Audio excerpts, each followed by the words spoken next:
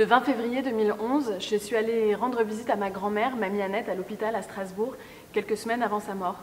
Ça faisait 1 an et demi qu'elle faisait des allers-retours entre sa maison et l'hôpital, et là, à ce moment-là, on savait qu'elle ne pourrait plus jamais retourner chez elle. Alors ses enfants ont décidé de rendre son appartement. Ça l'a rendue triste. Ça l'a rendue anormalement triste, et quand je suis allée la voir ce 20 février 2011, elle m'a regardé droit dans les yeux, elle m'a pris les mains et elle m'a dit « Le plus important dans la vie, c'est de toujours avoir son petit coin à soi. » Moi, j'ai connu ma grand-mère à l'âge de 8 ans. On est arrivé avec mes parents et mon frère dans un très grand appartement à Grenoble. Il y avait beaucoup de femmes, ça parlait très fort, ça parlait arabe. On m'a présenté une dame et on m'a dit « Voilà, c'est ta grand-mère, c'est Camille. » Je me suis isolée dans un coin et je me suis mise à dessiner une maison avec un rectangle et un triangle pour faire le toit. Et j'ai collé des petits cailloux que j'avais ramassés dans la cour de l'immeuble, des petits cailloux comme ça pour construire les murs de la maison.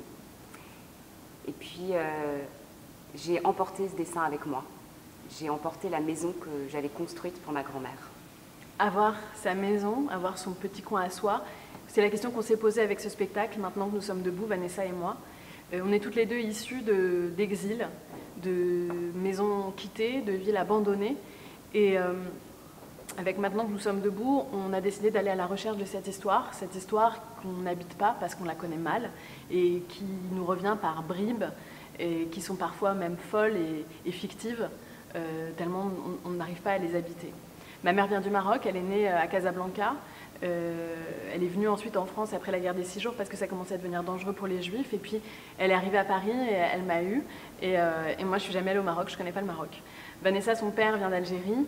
Il vient d'un petit village qui s'appelle Marnia. Et puis il a quitté l'Algérie. Il y est retourné pour faire la guerre du côté des Français. Et puis ensuite, il est revenu en France. Il a eu Vanessa. Et Vanessa non plus connaît pas l'Algérie, n'y a jamais été. Et donc on est parti à la recherche de cette histoire avec Maintenant que nous sommes debout. Et le 12 novembre 2015, on est allé au cimetière de Clamart pour chercher la tombe de ma grand-mère. Et c'est là que tout commence.